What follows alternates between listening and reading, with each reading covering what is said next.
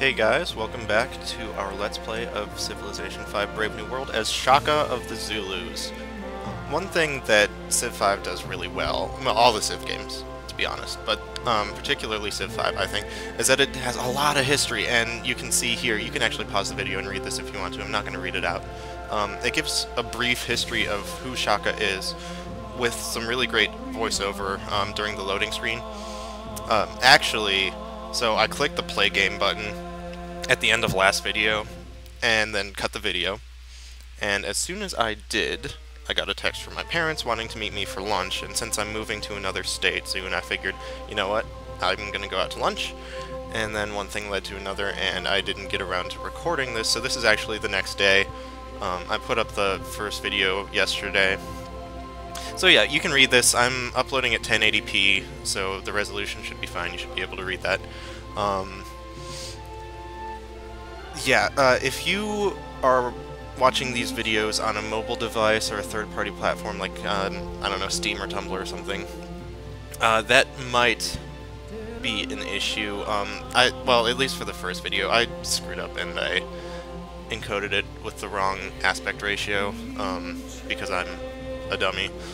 So, hopefully that won't be an issue. It shouldn't be an issue in this. If it is, then I'm going to have to look into a different encoding software, because the one that I have doesn't have quite as many settings as I'd like, but it's pretty easy to use. So yeah, Shaka. This is actually almost disappointing for the leader description, because there's not a whole lot here. Normally it'll tell you all the cool stuff about them. This just says that he was really good at war and stuff. Like, if the leader has been assassinated, like what Shaka was, it normally says that, and it should say something about how he, like, went insane, well, not insane, but he went ballistic toward the end of his rule. His mother died, shortly before the end of his rule, and as part of the grieving process, he went over the top. I mean, grieving is a big part of a lot of African and Asian rituals regarding death. And the grieving process is almost an extension of the death process. And so Shaka's grief was such that he had people executed who he didn't think were grieving properly. He had over 7,000 people killed because he didn't think that they were sad enough. If a woman got pregnant, he had her killed and his husband, or her husband. And he slaughtered animals. He wouldn't let them plant crops. It was pretty bad. So he was assassinated. So yeah, there you go. Knowledge. Bam. Okay. So let's talk about the game. Every leader has their own unique ability, which I showed you yesterday. I think I said yesterday that melee units cost half of what they normally do. That's not strictly true. They cost half less per turn to maintain. So you might imagine that it costs money and resources to produce units, and then once the units are produced, it also costs money to just keep them standing there. And the money to just keep them around is what is halved. I knew what I meant, but I don't think I made that very clear. So the Impis is a cool unit. If you are kind of familiar with the units in Civ 5, this replaces the spearmen, and it has 2 attacks.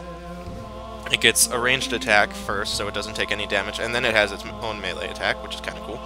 And it gets experience for both of those attacks, so it levels up quicker. And then the Ikanda is a barracks, and it gives really cool promotions to pre-gunpowder melee foot soldiers. I don't think it gives it to cavalry, or horse units, mounted units. So this is a pretty cool combination, these two together, because these guys are going to just be insane. And that's the plan. So let's take a look at our starting location. Alright, we've got some coast here. That's interesting, because like I said in the last video, the AI is really bad with navies. So I don't know, that's probably not going to be an option for us because this is a Pangaea, but we could have a defensive navy over here in the harbor. This is probably, I think the coast extends this way and probably this way, up like that. Hold on just 1 second. Alright guys, sorry about that. So yeah, I think the coast is going to go up here. I don't think this is going to be a lake. I'm not sure, but it looks like it expands out. So, oh, if you play this game, and you don't really know how to do a lot of this stuff, it's not going to look like this. You won't have this stuff, and you won't have this box up here. The box, actually, I need to go into the options anyway, because the music, no, the music's fine. Where is it? Interface, yeah, score list. You want that. And then these, I like having these on because it helps me see things better. It's not quite as pretty with all this stuff. And yeah, you won't see all those yields also. You can turn the yield icons on. I don't think it's necessary. Alright, so let's take a look. What do we have here? We actually have quite a bit of stuff. We've got a lot of resources around here. That's what all these are. These are called luxury resources, which give us happiness eventually, and we'll need that because you lose happiness every time you build a city or grow a city or take over a city from another civilization, which is probably what we're going to be doing a lot of. In addition, they give some gold, so we might actually have a pretty decent economy going.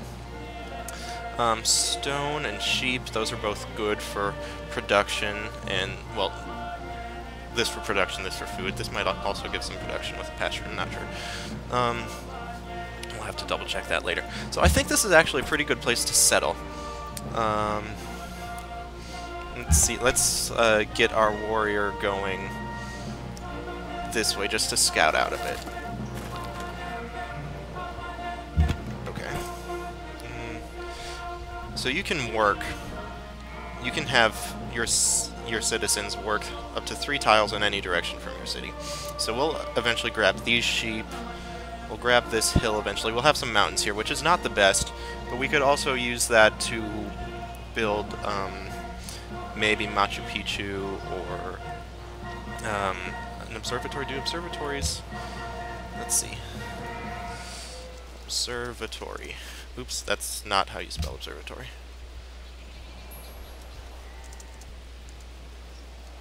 Observatory. Must be built next to a mountain, so no, we can't build an observatory here. But still, that's pretty good for defense, because obviously well, maybe not obviously, units can't cross mountains unless you're Carthage, but that's fairly unlikely. So I'm gonna go ahead and found Ulundi, I think? Yep, there we go. Oh good, we've got some more stone and some more sheep out here. That's pretty cool. Unfortunate that we're not on a river or a hill, but this is gonna be okay, I think. So you just saw all this stuff pop up, and if you've never played Civ before, you're gonna be like, oh, what the hell is all this? I don't like this. Don't worry, we will talk through this. Okay. So yeah, let's take a look at science. So this is what is referred to by Civ players as quote-unquote beakers. It's not a beaker, that's a flask, but I'm gonna let them have it because they're probably not chemists. So whatever. So your beakers per turn, that's, you get 4 per turn, I get 4 per turn, that's just from having the city. Yeah. So that helps you to research things, and there's a lot of things to research in this game. So what I'm going to want to do is get up to bronze working as soon as I can so that I can build the Akandas, which are going to be really nice for my military. And then the Impis come into play way down here. So that's going to be a while. See, I start out with agriculture, and then these are the only ones that I can research right now. So that's going to be quite a while. So I think it might be best if we get a religion going up soon, because religions, you can customize your own religions, and I'm going to want happiness resources. because I'm going to be taking over a lot of places, and my happiness is going to just tank. So the sooner I can get up a religion, the better, because I'll have more choices. Now, I want to scout going out right now, because I want to see what's out there, and I want to grab any ancient ruins there might be. Ancient ruins are just tiles out here somewhere, maybe, that give you various bonuses. And ancient ruins are kind of interesting because for a civilization in 4000 BC to consider it ancient, it must be ancient indeed. So, I think that's on, well, let's double check to see what this is working. A lot of people don't bother working or dealing with the micromanagement of these cities, especially if you are new to Civ 5. You're not going to want to do that because it's kind of fiddly. But I'm going to, because I know kind of what I'm doing. So yeah, that's it. Turn 0. Here we go. Clicking the next turn button. Oh yeah.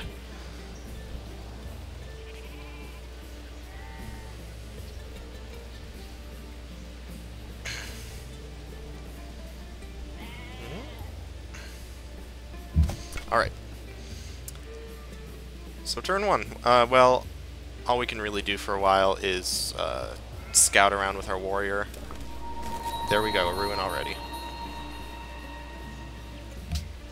I think I am going to turn off. Can I do that here? Quick movement, because we don't really care about that. I'll leave combat on. So I want to grab that to make sure no one else gets it. Oh, right. So your city's borders will expand through culture.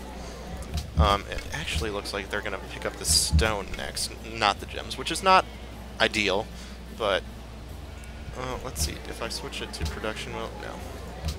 Well, I do want to switch it to production. Right. So there's a chance that there might be an AI, like, right over here who's going to try to grab this. I think we'll probably get it. Alright, next turn.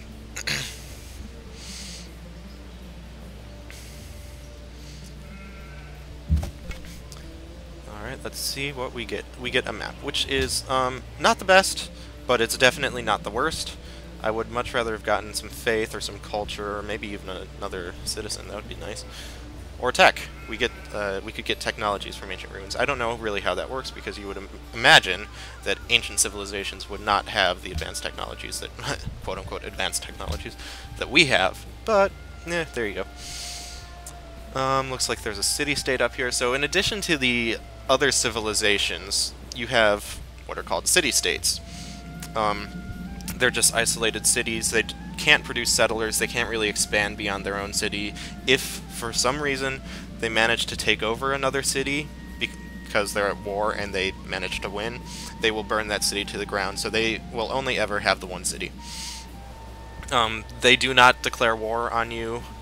The only way that they can get into wars is if you declare war on them, or if the AI declares war on them, or if you're allied with them and you go to war with an AI. Alright, so let's talk some of these resources. Gold, you might guess, gold is good for spending. You can purchase units here. You can buy some of these tiles. It's generally best to save it either to bribe city-states to become your allies, or to purchase defensive units if, for some reason, the AI declares war on you. You might want to have a nice stack of cash around so that you can purchase a unit or two to fend them off. Building or buying buildings is not generally the best thing to do, just because it eats through that really quickly, and you can produce them on your own fairly quickly also. You can also use your gold to buy things from other AIs, or from the AIs, which is kind of neat. This is a new thing. In Brave New World, this is new. It's your trade routes. And we'll get into that later once I start building them. I can't make a trade route right now. I can make a settler in a couple of turns. which I'm not going to do quite yet, which help you get new cities. The unit that we had here was a settler. You can make some workers, which improve your tiles, so you can see, let's turn the yield. These things all are some yields that you get from tiles. These apple-looking things are food.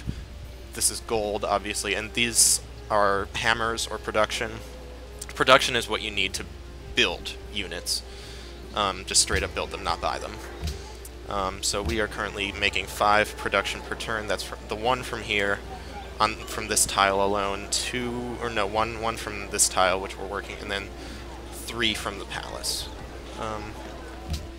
And each unit has a cost. See, the cost down here in the bottom left is 25, and we've been working on it for 3 turns. 3 times 5 is 15, so that's the 15 out of 25.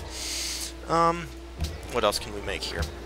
A scout, which we're making, it's faster than the warrior. You may have seen going through here, the warriors can only go 1 tile per turn. Get rid of this. It can actually move 2 per turn, but it's slowed down by rough terrain like hills or forests or jungles. Scouts aren't. They aren't slowed down by anything, so they will always move 2 turns. Warriors are stronger than scouts, but scouts are faster, so I want them. And then monument is what we're going to... maybe not. I'm not sure yet what I'm going to do. It gives you more culture, which is this resource right here. I'm going to skip these 2 for now and go over to culture.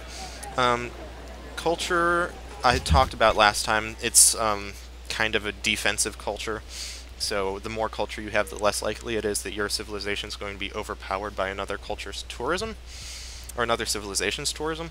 And then it also helps you pick up social policies, which would look more like that if you haven't really played this. I haven't decided which one I'm going to go for yet. Social policies give you some sort of buff to your entire empire. It's global. So I don't know if I want tradition or honor yet. And tradition is for like small empires. It gives you a lot of benefits in your capital. Honor is more for military, which granted we are going to want, especially this. This is going to be really nice with our unique ability.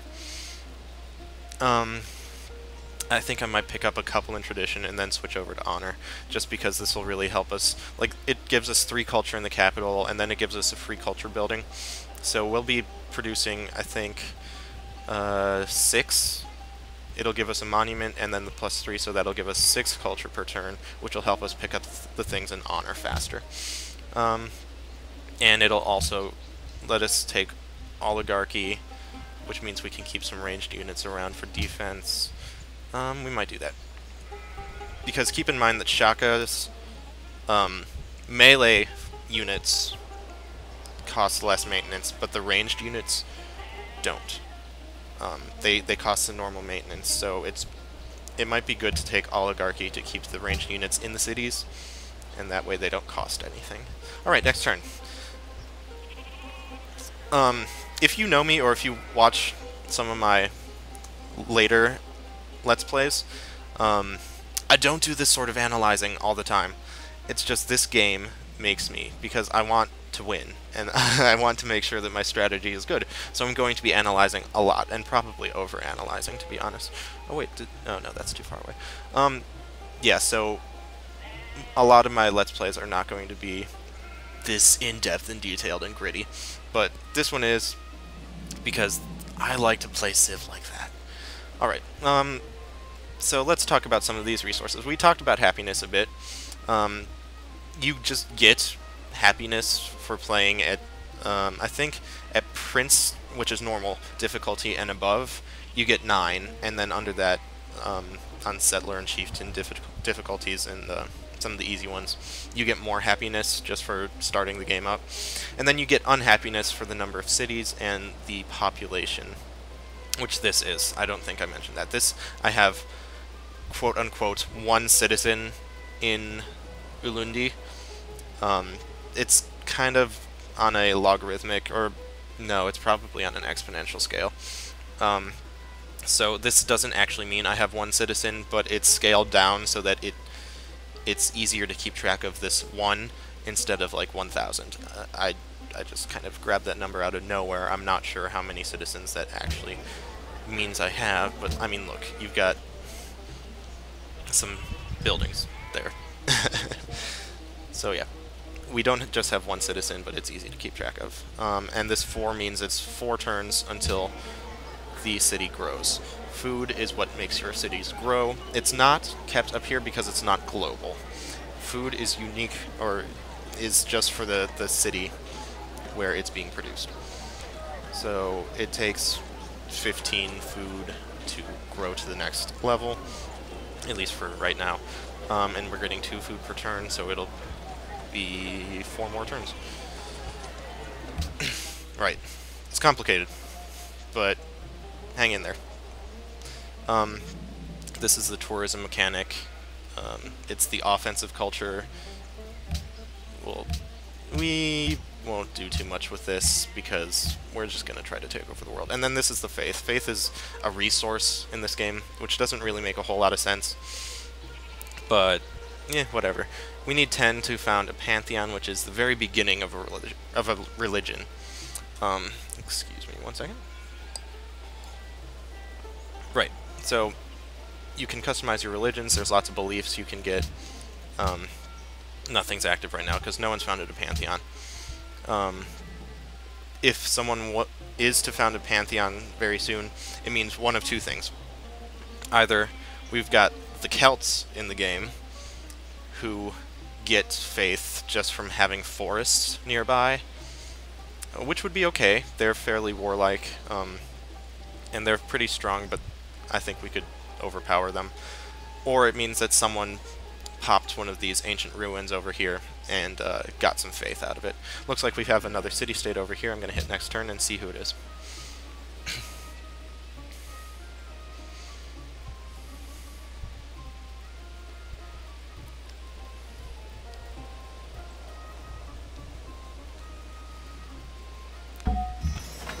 Okay, our scout is ready. I'm going to send it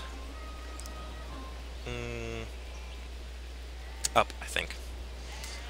And I'm going to go 1 tile at a turn. Throw it there. Okay, cool. It looks like I was right. It looks like this is going to be the ocean and not just a lake.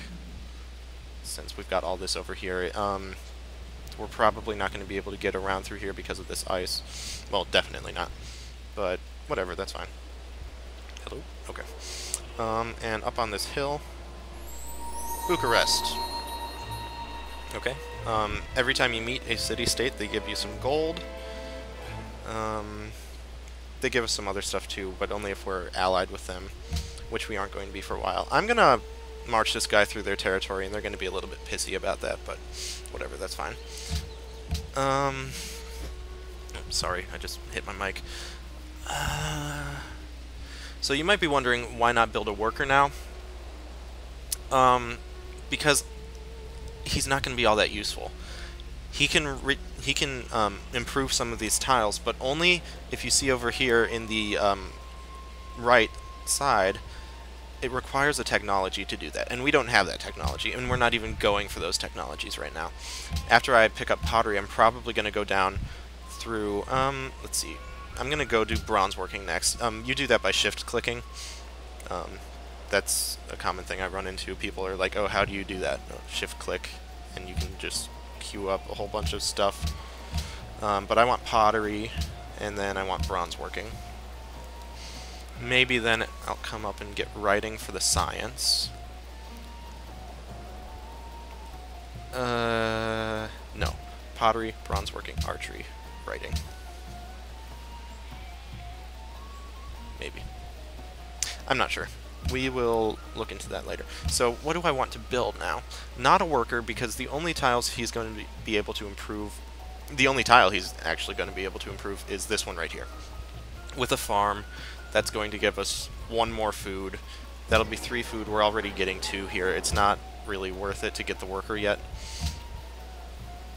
We don't need another scout, probably. I only generally ever build 1 scout. Some people like to build 2. I can see the value in that, but I don't think we're going to. And geez.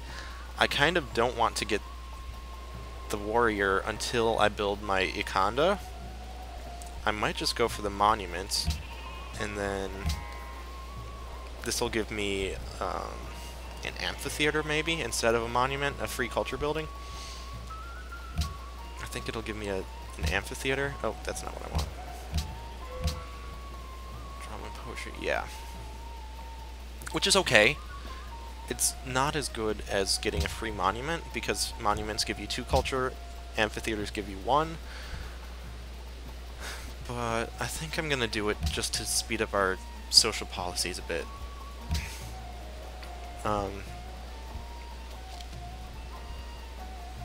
Yeah, I'm gonna do that.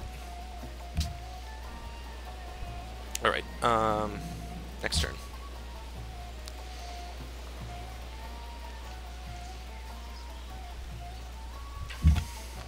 So, because I'm explaining a lot,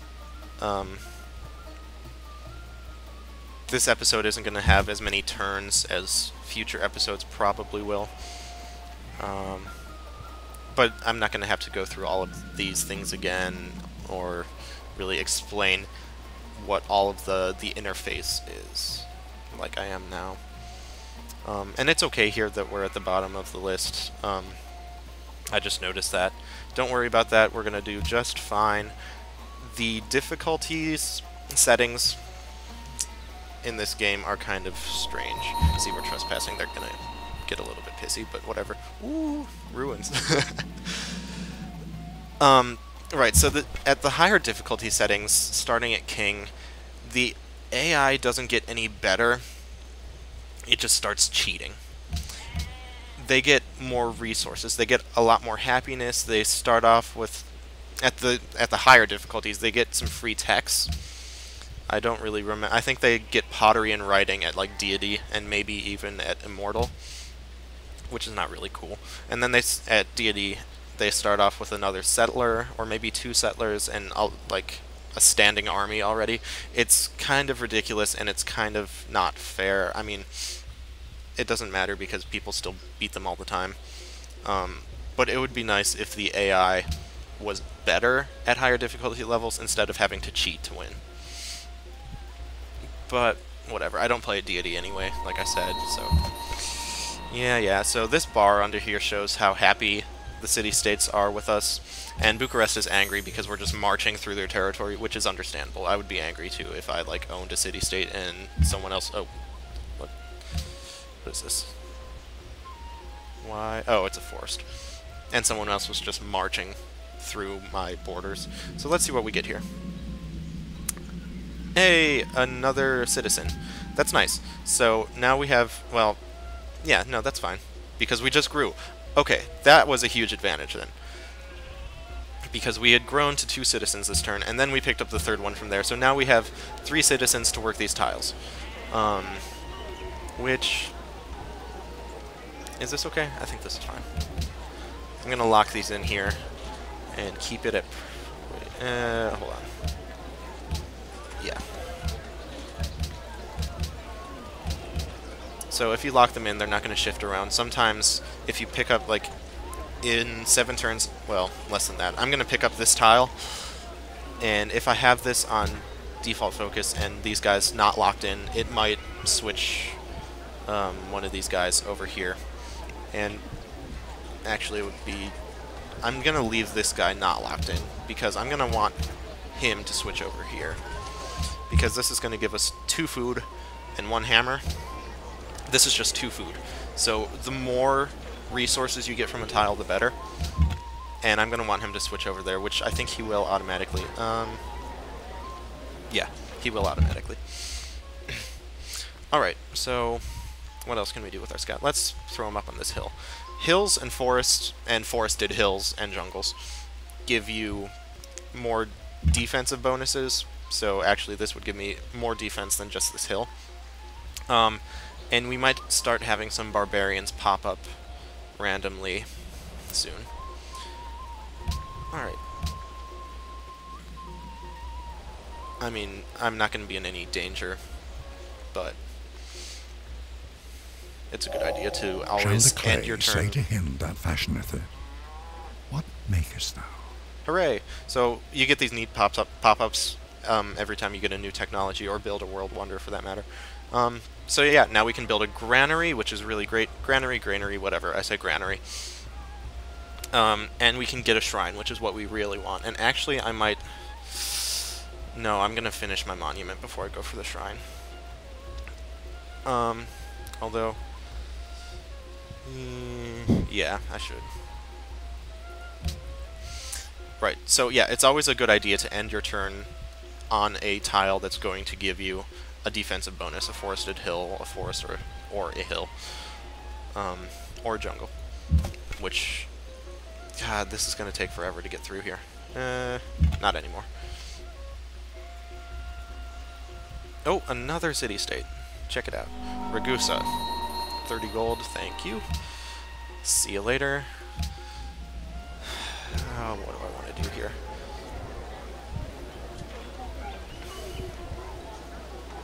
I really want that religion. But it's only 3 turns.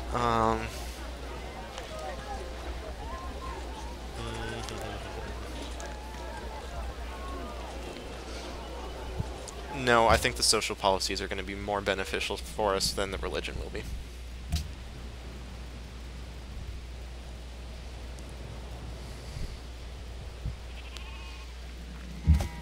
Okay, we're going to see. Maybe this is a lake, and then maybe this guy's going to be able to wrap around and come back, because we're going to want a defensive unit in here soon so that we can fend off any barbarians. Not that I'm worried about our city being lost to barbarians. But if we get a worker out here, they're going to try to take him, and we don't want that. Not that we're going to have a worker out there for... I don't know. I might actually just steal a worker from Bucharest. I think I'm going to do that. It's a little bit exploity. Oh, that looks like Denmark. The Danes. The Vikings. Yeah, I think so. Which is good, because he likes war. So if we can piss him off enough, he might declare war on us, which is good, because then we get to kill off all of his units and then storm in ourselves. Although, Impis are better on offense than on defense. Yeah. We'll see. I'm not entirely sure that that's Denmark, but I think that's brown. On the mini-map it looks red, but I think it's brown. And Denmark is brown and white.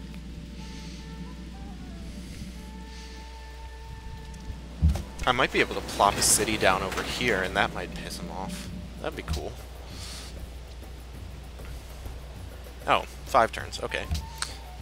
That's good. So, yeah, now we're producing 3 culture per turn, because the monument gives us 2, and the palace gives us 1.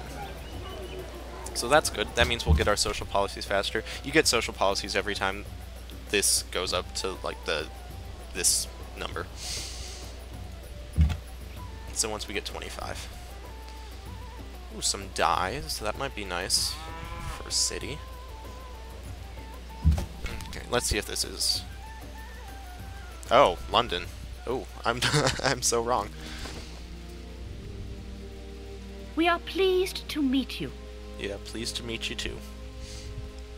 Royal we, if you noticed. Okay, goodbye. That's okay, because she doesn't like people very easily. Yeah. So she might just get angry at us if we plop a city down over here anyway, and it looks like she's on water, which is not as good, because England does like their navy. It's kind of historically accurate that way. So she might build a big navy and just come over, sail across here, and destroy us, but that's unlikely, and I can just build a small defensive navy and be fine, I think.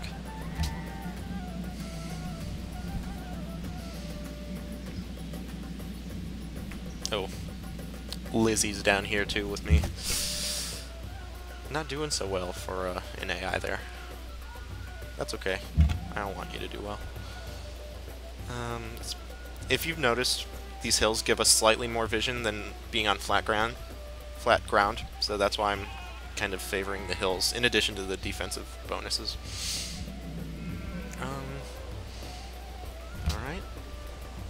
Let's see, how long has this been going on?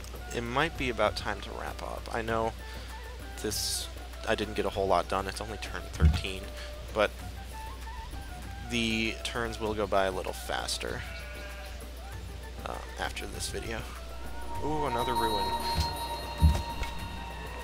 I'm gonna wrap this guy around, and then I think I'll call it a day.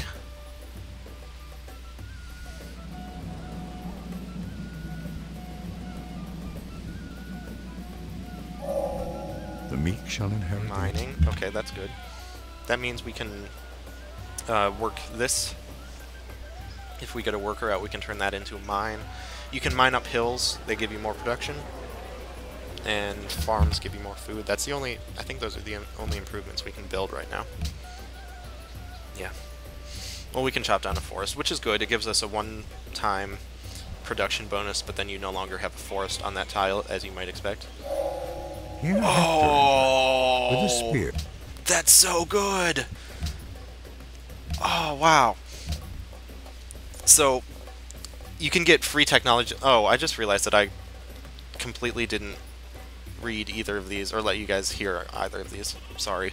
I'll try to do that in the next video.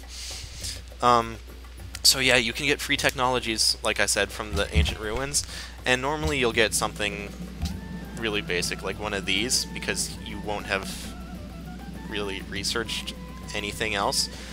But it gave us bronze working, and that's what I was working on, and it was going to take us 10 turns. I don't know if you guys saw. It was going to take us 10 turns to get that, and now we have this. So we can actually open up Honor, go for the Statue of Zeus, build our Ikonda, and have our army rolling out faster than I thought. That is great. I don't think that I could have asked for anything better out of that. Wow. I should do Let's Plays more often. This is going super well. Yeah, shut up. Okay. What do I do now? This is going to go up to... what? I don't remember what it goes up to next. 30? 35? 40? Something? 30, I think. So this will give us 6. It'll give us another one in 5 turns.